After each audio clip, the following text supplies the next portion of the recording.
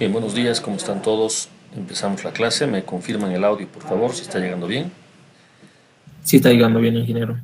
Eso es, muchas gracias. Bueno, ayer hemos hecho la prueba presencial, no sé si hay algún comentario que quieran hacer, alguna consulta al respecto. Tema notas, sigue pendiente esta situación, me voy a ir nivelando en estos días para que ya tengan todas las calificaciones, incluyendo esta última. Quiero decirles que hasta mediados de julio tenemos que concluir con el curso. Eso quiere decir que el examen de oscilaciones y el examen de ondas, que serían los dos que restan, pues los tenemos que ajustar a ese calendario. ¿De acuerdo? En ese sentido, el examen de oscilaciones quiero ya tenerlo definido con ustedes para el lunes 27 Inge de, se está entrecortando. de junio. ¿Sí? ¿Alguien me está diciendo algo? Hola, hola. Se le escucha entrecortado, Inge. Ah, caramba. Ese es el problema de todas las clases que tenemos aquí. ¿Ahora está un poco mejor o sigue mal? Un poco mejor ahí.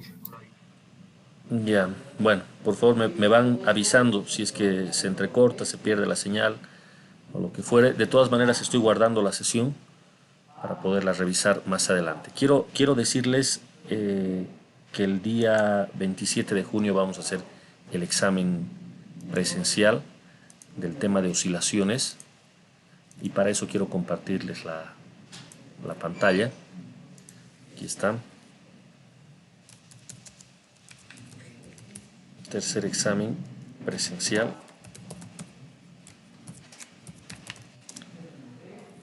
Lunes 27 de junio. Hora de clase. Tema oscilaciones.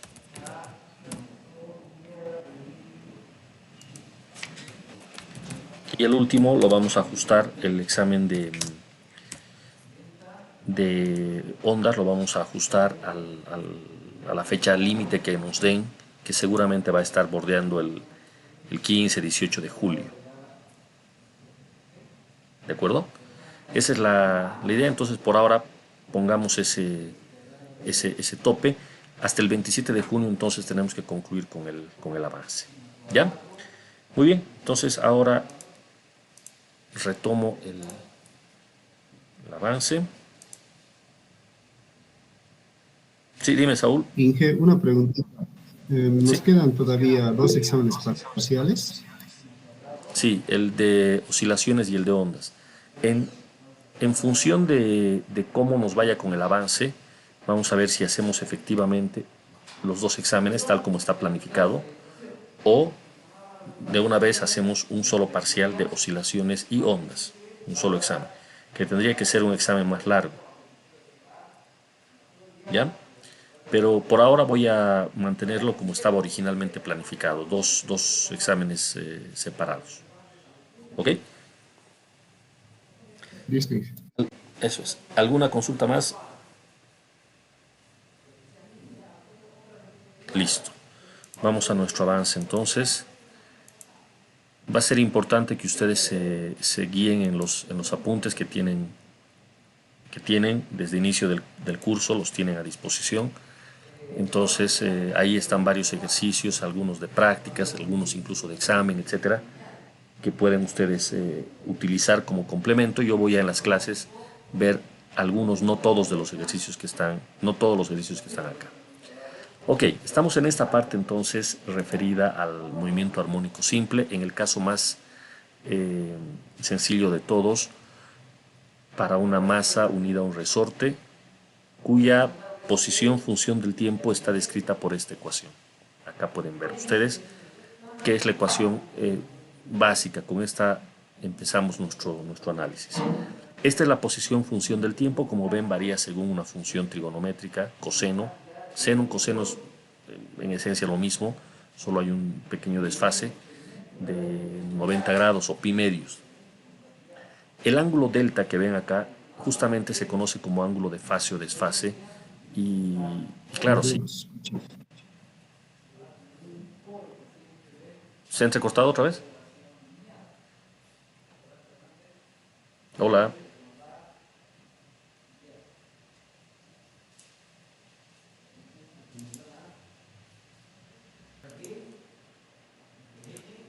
Bueno, decía que esta es la ecuación para la posición en función del tiempo. El ángulo delta define el desfase.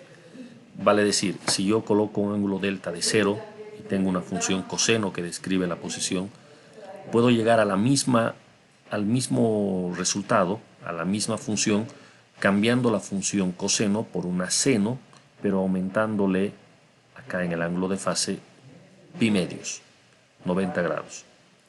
Ustedes pueden hacer el ejercicio de recorrer una función seno en 90 grados, más 90 o menos 90, y se traslapa perfectamente con una función coseno.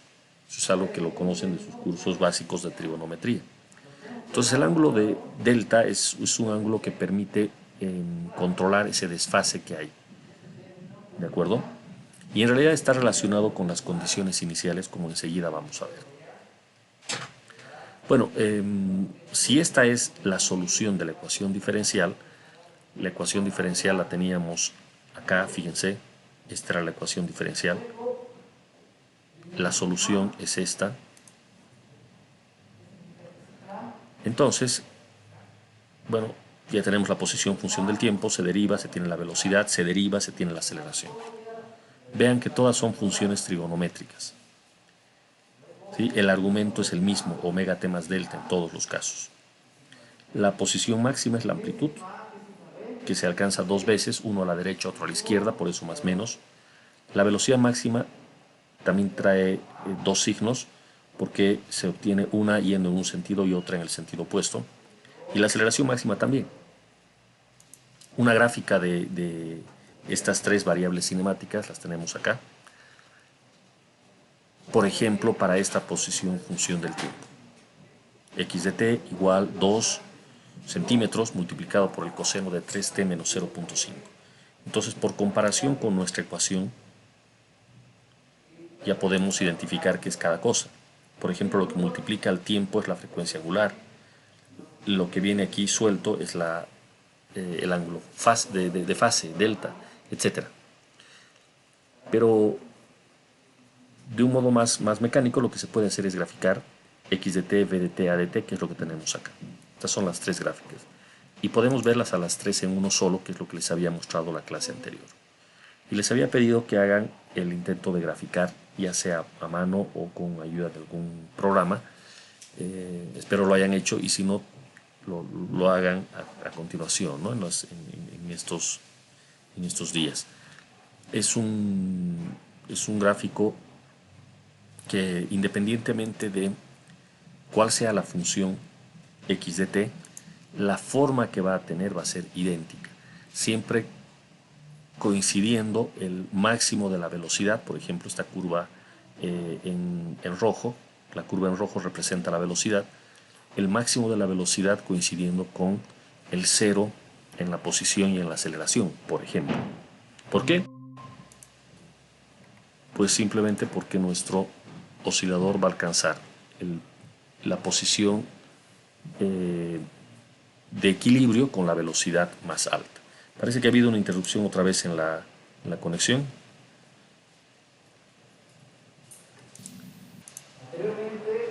Les decía, un resultado importante que se puede apreciar cuando uno hace estas gráficas es que la velocidad es máxima en aquel punto en el cual la posición y la aceleración vale cero. A ver, fíjense la curva azul y la curva verde, que representan a posición y aceleración. Ambas llegan al cero al mismo tiempo. No importa en qué ciclo estemos, siempre llegan al cero al mismo tiempo. Están en fase. Posición y aceleración están en fase. Pero si ustedes se dan cuenta, están en fase con la condición de que uno alcanza el máximo positivo cuando el otro alcanza el máximo negativo, y viceversa. ¿De acuerdo? Y es lógico. ¿Por qué pasa esto?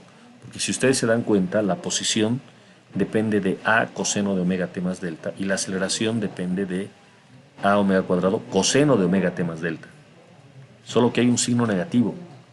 O sea, es la misma función al final de cuentas. Coseno omega t más delta, coseno omega t más delta. Solo que uno es positivo y el otro es negativo.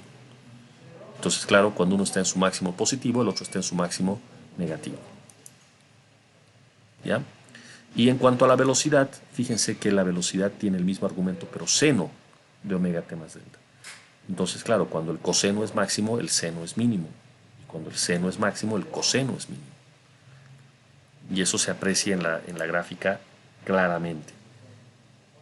Cuando la posición y la aceleración están en su valor más bajo, aquí donde estoy poniendo el puntero, entonces la curva en rojo tiene su máximo. Otra vez, cuando la aceleración y la posición están en su mínimo, 0, la velocidad está en su máximo. Entonces se va alternando máximo positivo, negativo de la velocidad, y eso es porque en la realidad nuestro oscilador está pasando por el 0 varias veces, una en el sentido negativo, otra en el sentido positivo, y cada vez que llega al 0 la velocidad del oscilador es máxima. Entonces todo tiene sentido, cuadra con lo que uno esperaría de este movimiento. ¿Ya? Bueno, hasta ahí habíamos visto en la clase anterior, en la clase última, y ahora podemos pasar a algún cálculo sencillo por el momento, como el problema 1421 del libro de Szymanski. Vean ustedes que tenemos para un sistema masa-resorte la posición como dato. Voy a leer textualmente qué es lo que dice el problema. Tenemos una masa de 1.50 kilogramos, ¿sí?, que se encuentra unida a un resorte y cuyo desplazamiento como función del tiempo está dado por esta ecuación. 7.40 centímetros por el coseno de 4.16 radianes sobre segundo por el tiempo menos 2.42. Se pide varias cosas: el tiempo para completar una vibración, la constante de fuerza del resorte, la máxima velocidad de la masa, la máxima fuerza sobre la masa, la posición, velocidad y aceleración de la masa cuando el tiempo es un segundo, y la fuerza sobre la masa en ese tiempo. Entonces son muchas preguntas, pero todas muy cortas. ¿Ya? Les pido que chequeen en estas dos diapositivas por un lapso de 1 a 2 minutos, no más que eso, la solución. Por favor, revisen la aritmética y enseguida analizamos entre todos el resultado, que por cierto es muy sencillo. Vamos todos con la calculadora en mano, por favor, revisando que estos números están bien, que todas estas cuentas están bien hechas. ¿Ya? Rápidamente, por favor, muchachos, vamos todos trabajando. Muy bien, han tenido un tiempo para revisar los números.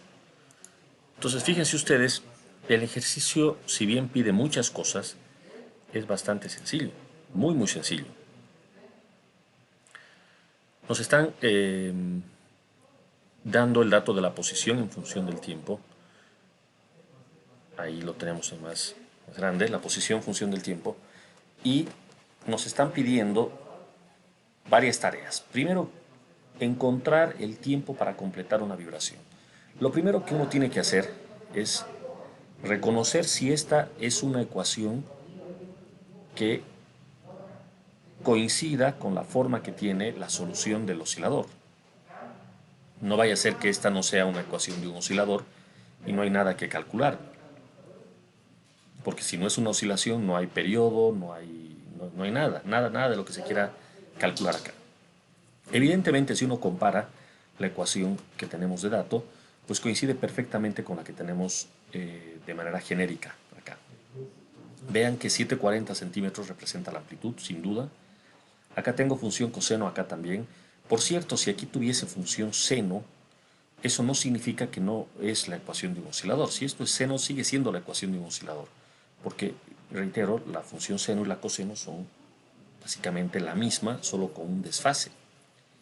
Entonces no inhabilita a la ecuación el que acá aparezca un seno en lugar de un coseno. Sigue siendo lo mismo. Obviamente, si es que se está usando una función seno para describir al oscilador, este ángulo de fase iría a cambiar. Ya no valdría, por decir, 2,42 negativo, sino valdría otra cosa. Pero eso no quiere decir que la ecuación deje de ser válida como la de un oscilador. ¿Ya?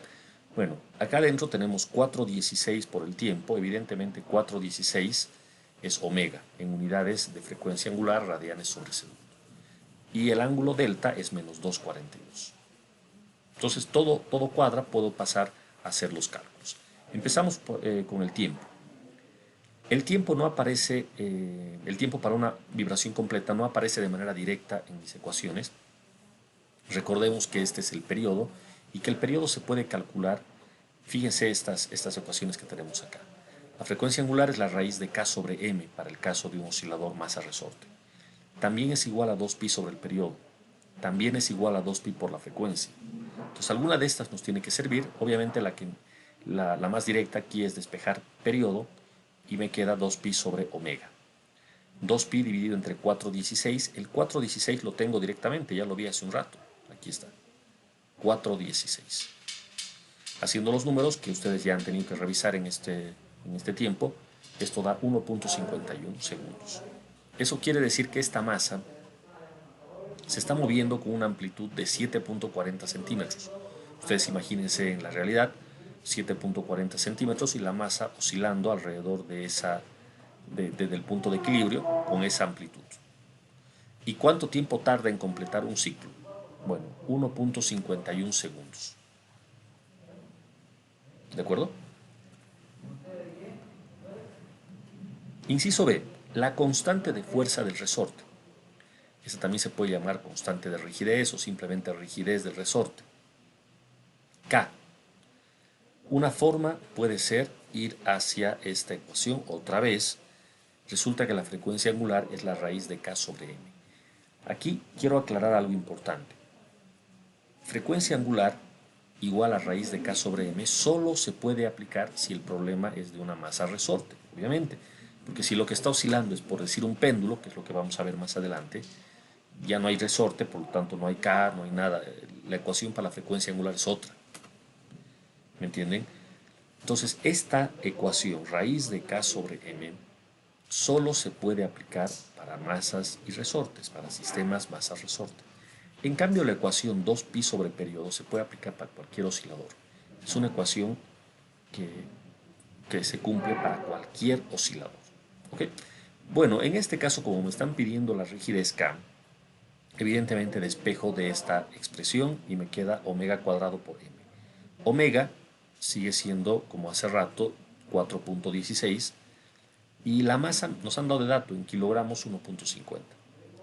Si la frecuencia angular está en radianes sobre segundo y la masa está en kilogramos, estamos seguros que la rigidez K va a salir en newton sobre metro, que es la unidad en el sistema internacional. ¿Me confirma alguien si ha verificado el 25,9, por favor? Salen. Muy bien. Siguiente, nos están pidiendo la velocidad máxima. Fíjense que la velocidad máxima se calcula de un modo muy sencillo como frecuencia angular por amplitud. Ahora, ¿dónde está la frecuencia angular? Otra vez 4,16, ya lo sabíamos. ¿Y la amplitud cuál es? La amplitud es 740. Y eso viene de acá atrás, ¿no? Por comparación, A tiene que ser 7,40 centímetros. Acá tener cuidado con las unidades. 740 está en centímetros. La frecuencia angular en radianes sobre segundo va a terminar dando todo en centímetros sobre segundo. Si nos pidiesen en el formulario, por ejemplo, la velocidad en metros sobre segundo, obviamente esto lo redondeamos a 0,3078 o más bien 0,31 quizás metros sobre segundo. ¿De acuerdo? Pero aquí yo lo voy a dejar en centímetros sobre segundo porque no me han pedido otra cosa. Voy a la fuerza máxima. ¿A qué nos referimos por fuerza máxima? Pues resulta que nuestro oscilador Acá podemos ver simplemente su posición en función del tiempo, para un cierto instante de tiempo.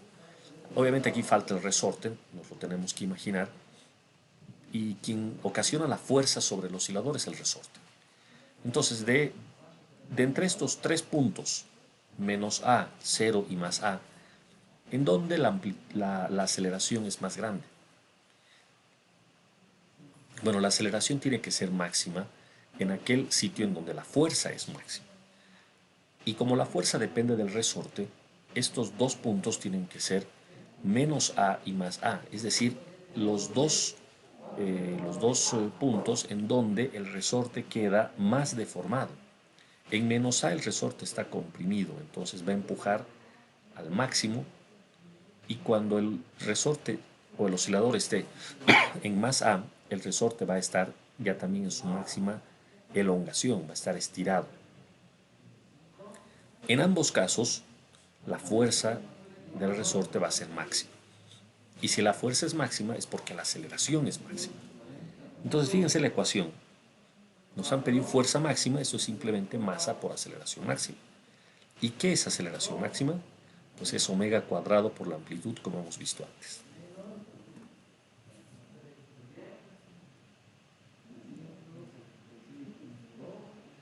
Podemos ver el reemplazo de los datos, y esto en unidades del sistema internacional da 1.9 newtons. ¿De acuerdo? Entonces fíjense cómo los cálculos son muy, muy cortitos, sencillos, a lo mucho tener organizado el formulario y tener las unidades correctas, no equivocarse en las unidades. Y eso es todo, básicamente eso es. En el inciso C nos están diciendo, para un tiempo dado, en este caso un segundo, indique cuánto vale la posición, la velocidad y la aceleración. ¿Cómo se obtiene esto? Pues resulta de que al tener el dato de la posición, la velocidad se obtiene rápidamente derivando y la aceleración volviendo a derivar. Aquí pueden ver las ecuaciones para posición, velocidad y aceleración en función del tiempo. Eso significa que si reemplazamos el tiempo, por ejemplo, un segundo, pues obtenemos las tres variables cinemáticas. En el inciso E nos están pidiendo el valor numérico de las tres. Por favor, alguien me puede verificar el 1.25 negativo de la ecuación de acá arriba.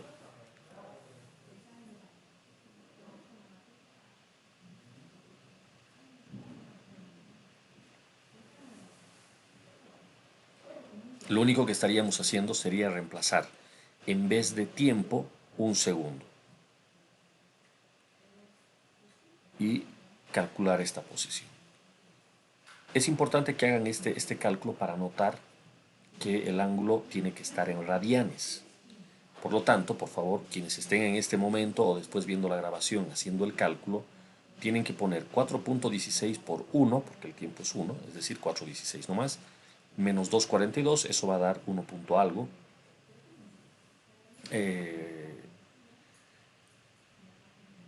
Pero, ¿qué es ese ángulo? Pues son radianes.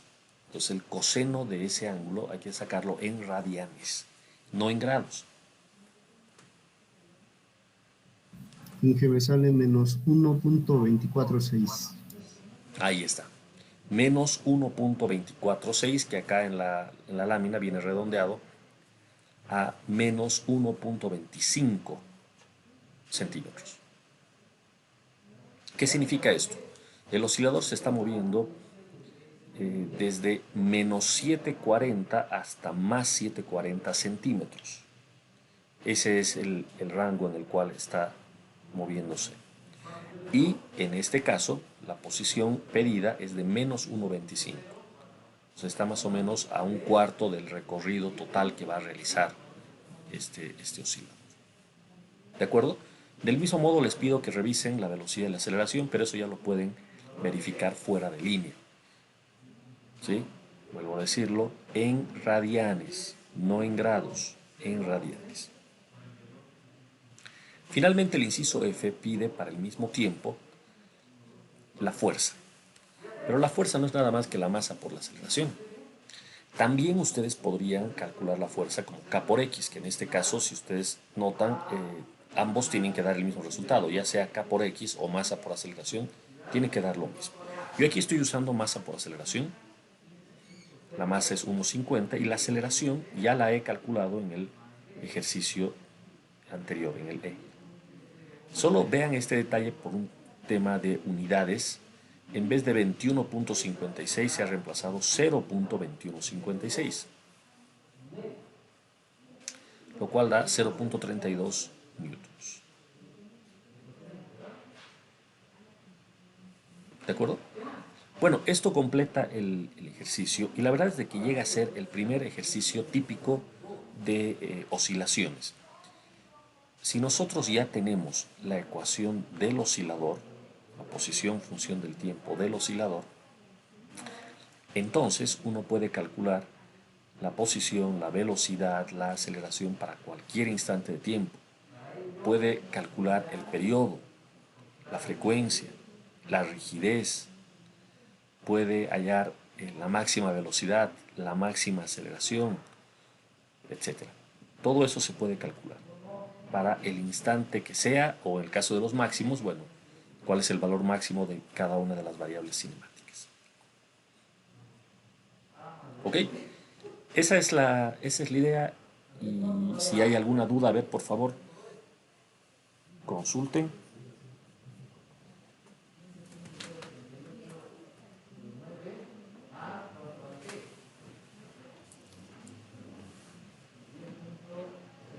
No, todo claro. Sigamos adelante entonces. Vamos a hacer una interpretación física de lo que se aprecia en las ecuaciones de la oscilación. Ocurre que hay un ángulo que ha sido denotado por delta y denominado ángulo de fase.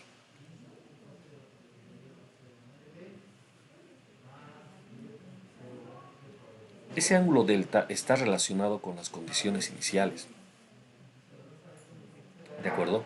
Vean otra vez el mismo esquema acá arriba, nuestro oscilador, que puede ser una masa unida a un resorte, la fuerza del resorte K por X, siempre apuntando hacia el cero, hacia la posición de equilibrio. Ni bien pase el cero hacia el lado izquierdo, esta flecha se va a invertir y otra vez va a estar mirando hacia el punto de equilibrio. ¿Correcto? Pero ahora lo que se quiere es analizar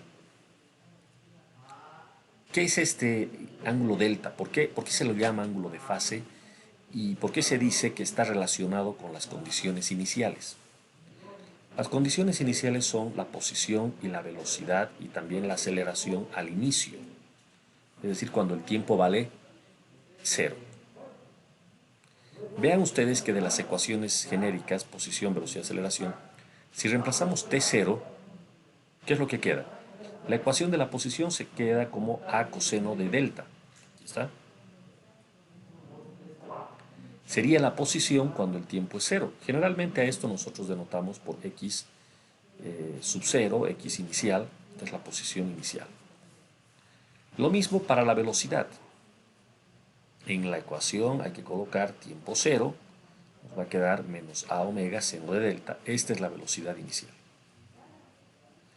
Y lo mismo para la aceleración. Reemplazo T0, me queda coseno de delta por menos A omega al cuadrado. Ahí está. Entonces, de repente tengo 3 ecuaciones, pero me bastan las dos primeras. Fíjense ustedes, se puede trabajar con las dos primeras. Dividamos la segunda entre la primera.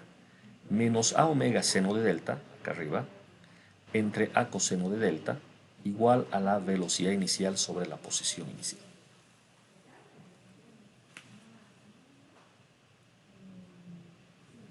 Evidentemente la amplitud se cancela y nos queda seno sobre coseno, lo cual es tangente. Entonces fíjense la ecuación a la que llegamos acá.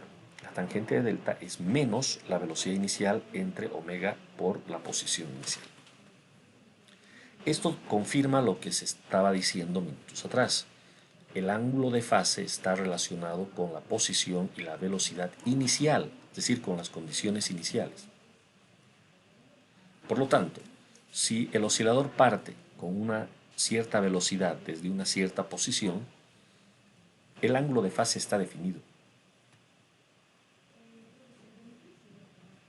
Este ángulo de fase vale, bueno, está medido en radianes y bueno, puede ser cualquier ángulo entre 0 y 2pi radianes. ¿De acuerdo? Eso es. La otra ecuación que se puede obtener está relacionada con la amplitud. Claro, podríamos de esta expresión más bien, en vez de dividir la ecuación de la velocidad entre la de la posición para fabricarnos una tangente, más bien podríamos agarrar la ecuación que trae el coseno y elevarla al cuadrado, la que tiene seno y elevar al cuadrado, y formar una ecuación al estilo coseno cuadrado más seno cuadrado, que eso ustedes saben vale. ¿Cuánto vale?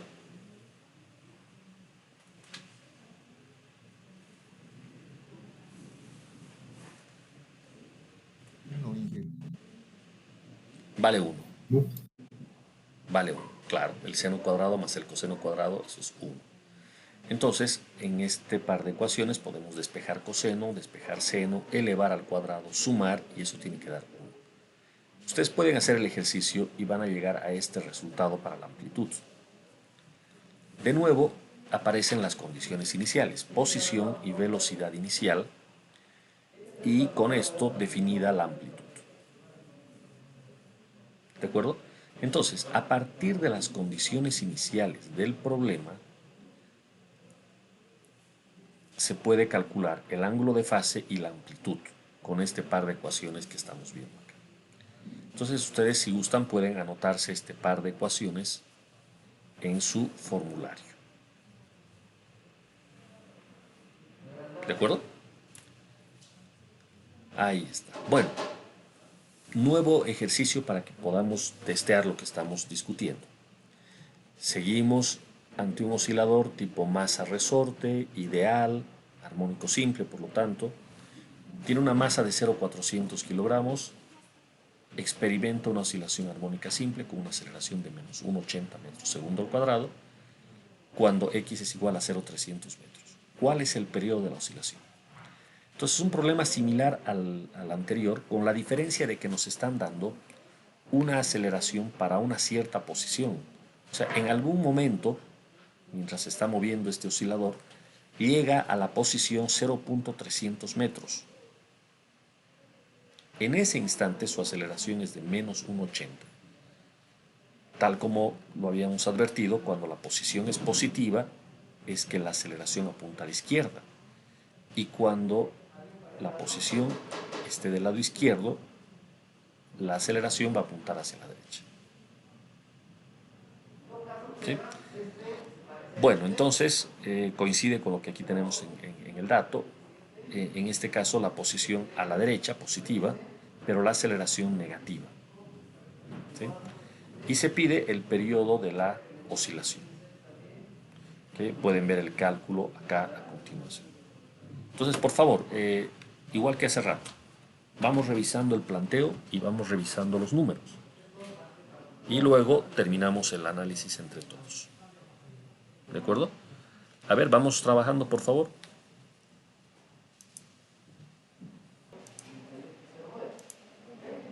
Muy bien.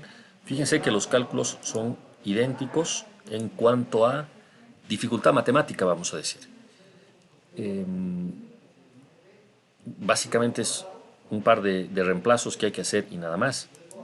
Y si nosotros disponemos de la fórmula debidamente apuntada en algún formulario, pues es tan simple como reemplazar los datos.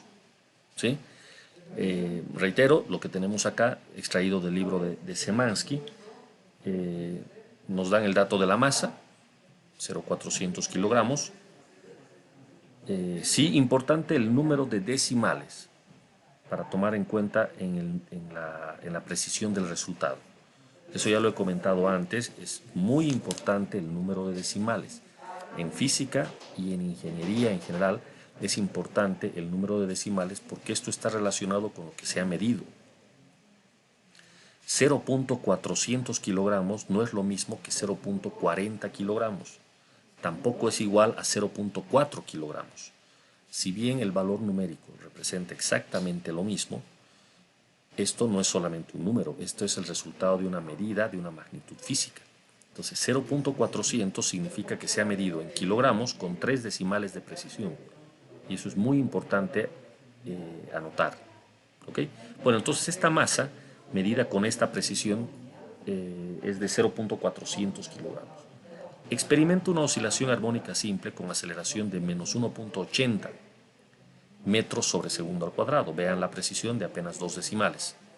Metros sobre segundo al cuadrado. Cuando la posición es 0.300 metros. Otra vez tengo aquí 3 decimales. Bueno, entonces básicamente tengo masa, tengo aceleración y tengo posición. Esta aceleración yo no sé si es la inicial, si es la máxima, mínima no puede ser porque mínima es 0, pero la verdad es que no sé qué aceleración es. Lo único que sé es que corresponde a una posición de 0.300 metros. Con esto calcular el periodo de la oscilación. Entonces, ecuaciones de las que disponemos. Posición función del tiempo. Aceleración función del tiempo, ya que me están mencionando una posición y una aceleración, lo primero que intentaría sería mirar este par de ecuaciones. También me es útil la ecuación de la frecuencia angular, raíz de k sobre m, 2pi sobre el periodo, 2pi por f. Bueno, en medio de estas tendría que estar mi solución. ¿Sí? Ahora resulta que no me conduce al resultado ninguna de estas de manera directa, pero sí podríamos hacer lo siguiente. ¿Qué tal si de la ecuación de la posición función del tiempo nosotros reemplazamos la posición de 0,300, aquí está, igual a la amplitud por el coseno de omega t más delta? Vean, por cierto, que en vista de que hay una precisión en la aceleración de 2 decimales y el resto de 3, ya esta de 2 hace que todo el cálculo baste realizarlo con solamente 2 decimales. No hace falta colocar el tercero porque manda el más impreciso de los datos y el más impreciso tiene 2 decimales. ¿Me dejo entender? Entonces de aquí en adelante pues basta con trabajar con 2 únicamente. Bueno, entonces les decía, reemplazo la posición de 0,30 igual a A por el coseno de omega t más delta, y del otro lado reemplazo la aceleración, menos 1,80. El signo es importante, es muy importante en este caso. Entonces menos 1,80 igual a menos A omega al cuadrado coseno de omega t más delta. Fíjense que de esta ecuación, dividiendo miembro a miembro, se va el coseno de omega t más delta. Y nos queda una ecuación sencilla en términos de omega cuadrado. Haciendo el despeje, seguramente ya varios han verificado este número. Omega da 2.45 radianes sobre segundo. ¿Alguien me puede confirmar ese resultado, por favor? Sí, que sabe el mismo. Excelente. Con esa frecuencia angular vamos al periodo. El periodo es 2pi sobre la frecuencia angular y bueno, ya está resaltado en rojo el resultado final. 2.56 segundos. Entonces, fíjense cómo con estos ejemplos estamos mostrando que a partir de la ecuación de la posición función del tiempo, tenemos tanta información que podemos responder a muchos cuestionantes sobre el oscilador. Dentro de la ecuación de la posición tenemos a la amplitud, a la frecuencia angular, al ángulo de fase. Por medio de las derivadas de la posición podemos hallar la velocidad y la aceleración para cualquier tiempo.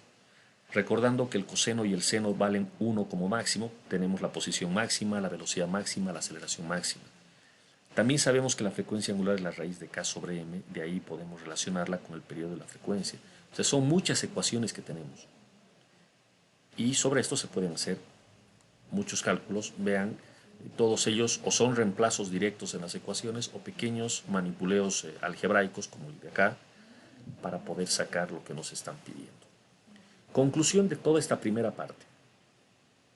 Si estamos seguros que el oscilador es un oscilador armónico simple, por ahora, masa resorte, más adelante veremos otros casos, el dato más útil que se nos puede dar es el de la posición función del tiempo. A partir de este se puede generar todo lo demás.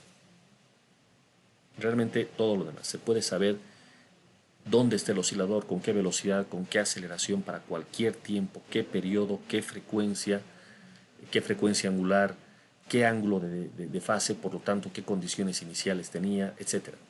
Todo se puede sacar de solamente la posición función del tiempo. ¿De acuerdo? Y este sería entonces el primer problema tipo de este tema. Si se conoce la posición función del tiempo, se conoce todo lo demás referido a esta oscilación. ¿De acuerdo? Este es el resumen hasta acá. Si alguien quiere hacer alguna observación, por favor.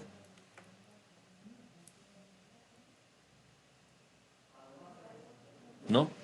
Bueno, me queda el tema de la energía del oscilador, pero esto lo voy a pasar para el arranque de la clase siguiente, junto con el estudio de otros osciladores. Ahora que ya estamos entendiendo cómo funciona el asunto con una masa unida a un resorte, vamos a ver otro tipo de osciladores. Por ejemplo, este que es una masa resorte en posición vertical, o este que da la impresión de ser una rueda, un volante, que en realidad se llama péndulo de torsión, o este que fue mi ejemplo de partida en el tema, que es el péndulo simple, o incluso una versión más sofisticada del péndulo, que es el llamado péndulo físico. Todos estos son osciladores simples que nos van a permitir complementar nuestro estudio del tema. Ok, me detengo acá entonces. Si alguien quiere hacer alguna pregunta antes de que nos desconectemos, jóvenes, caso contrario, nos vemos el lunes en nuestra clase a distancia una vez más.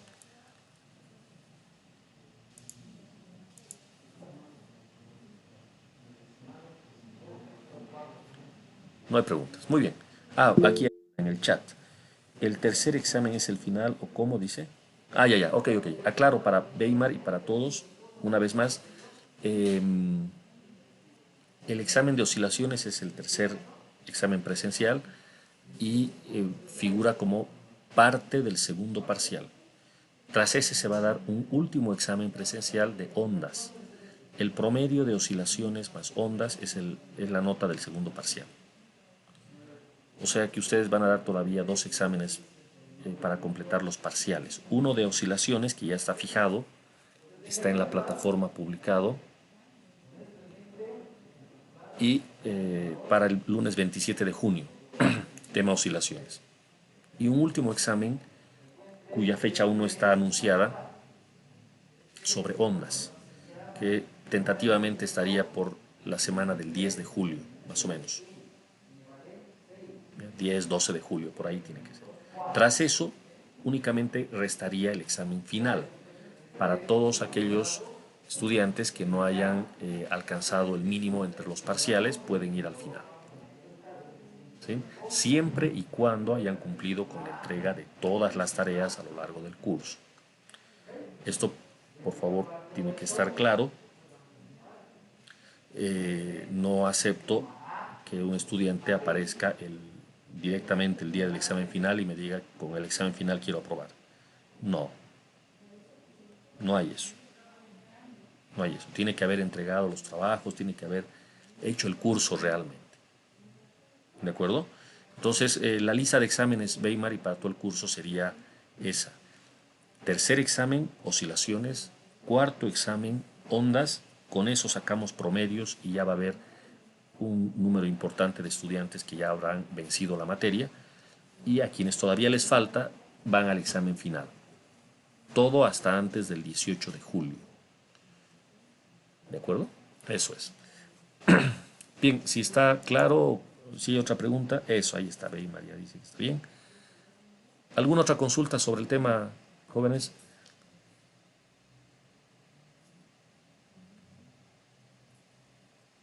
Parece que no. Muy bien, nos despedimos acá, buen día a todos y hasta la próxima semana.